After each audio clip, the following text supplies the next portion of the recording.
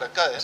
تو آپ بتائیں کہ اب نعمان کے حوالے سے آپ نے اتنی بڑی بات کی ہے تو آپ ایگزیکٹو کا تعلق ہے نگران وزیر اعلیٰ چیف ایگزیکٹو ہے.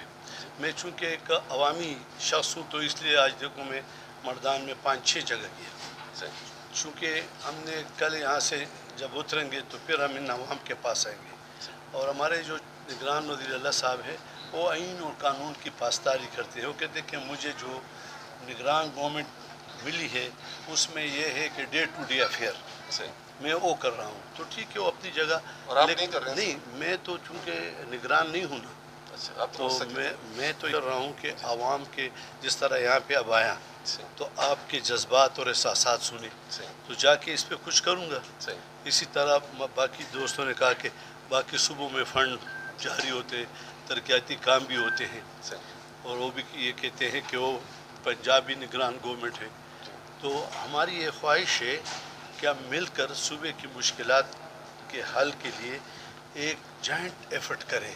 اس وقت جوائنٹ ایفرٹ کی ضرورت ہے اور میری کوشش یہی رہی ہے کہ سب کو لے کر آگے جائیں. سر آپ تو الیکشن کے لیے بھائی حکومت کی رسپانسبلٹی نہیں ہے الیکشن کرانا اور پہلے بھی ہم باغ نہیں رہتے. ہم ایک ویژن رکھتے تھے 40 سال کا سیاسی تجربہ وہ بالآخر وہی ہوا جو میں چاہتا تھا. اور سپریم کورٹ آف پاکستان کے آخری جو ان کے آبزرویشن تھے انہوں نے یہ کہہ دیا کہ ملک میں ایک دن الیکشن بہتری ہے. ہم نے یہ کہا تھا کہ ایک دن الیکشن کرو.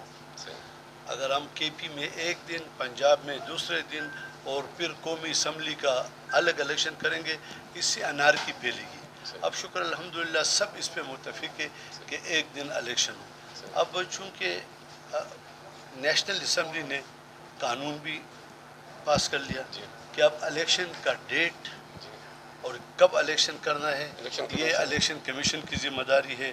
اب نہ گورنر کی ذمہ داری ہے اور نہ سپریم کورٹ کی نہ عدالتوں کی.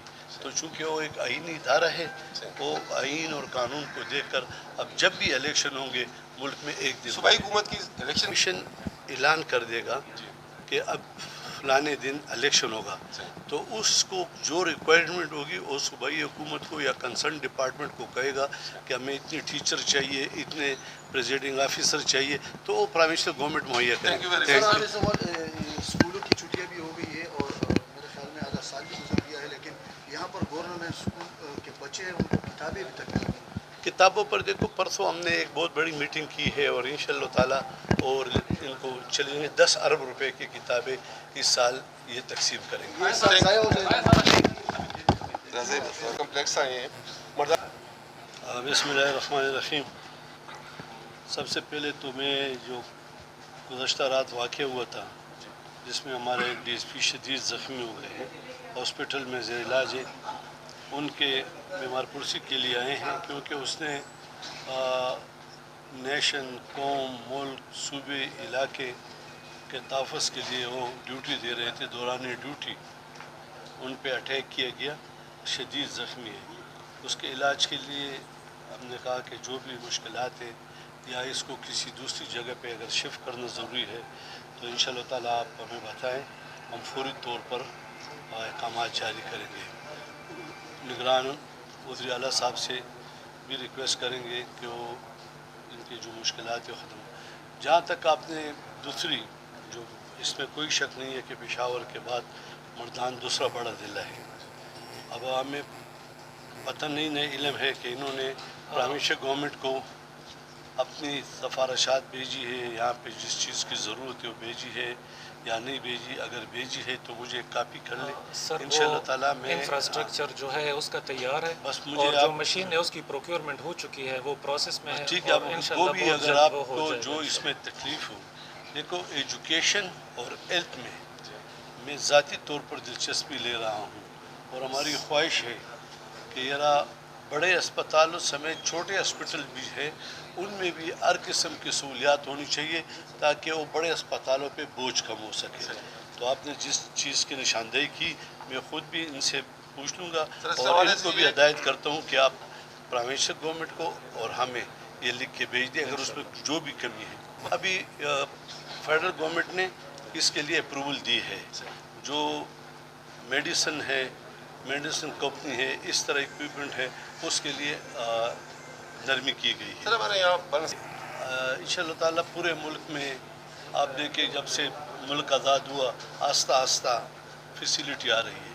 अब ये हॉस्पिटल तो कुछ मुद्दत पहले नहीं था ना, अब बन चुका है। अब इसमें मज़ीद जो आप कह रहे हैं अभी बर्न सेंटर फिर फ्यूचर में और चीज़ की ज़रूरत होगी, लेकिन ये कोऑर्डिनेशन और ख़ासकर पामेश्वर गवर्नमेंट के साथ IAS के साथ ख़त व किताबत की बहुत ज़रूरत है, ताकि और जो मुंतखब लोग हैं उनकी भी ये ज़िम्मेदारी बनती है कि उनके इलाके में जहाँ भी हॉस्पिटल है उसमें जो कमी है तो मेरे ख़्याल में नाली गलियों के बजाय हमें स्कूलों, एजुकेशन सिस्टम और हेल्थ सिस्टम इसकी प्रमोशन करनी चाहिए। सर अपने ओमान की तरफ आते हैं सूबे आए हैं वो तो आए हैं ना, लेकिन मैं बजाते ख़ुद ज़ाती तौर पर ये मेरी ज़ाती राय है कि किसी हुकूमत में बैठे हुए शख्स को ये कहना मुनासिब नहीं होता कि कल ये चीज़ हुआ।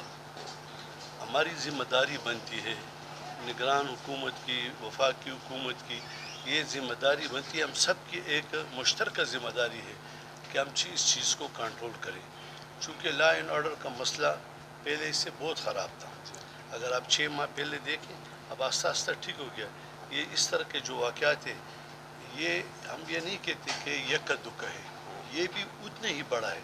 हमारा पुलिस फोर्स का अगर एक DSP और अगर एक कांस्टेबल, ये सब हमारे भाई हैं और नेशन के लिए इतने ही बावकार और बाइज़्ज़त लोग हैं कि वो ड्यूटी दे रहे हैं और अपने घर बार बच्चों को छोड़कर। तो हुकूमत की ज़िम्मेदारी बनती है कि उसकी सरपरस्ती करे, उसके तहफ़्फ़ुज़ के लिए कानून साजी करे और ये कोशिश करे कि दहशतगर्दी के ख़ात्मे में, लेकिन इसमें कौम भी कौम हम एक होकर इसके ख़ात्मे के लिए कोशिश करेंगे।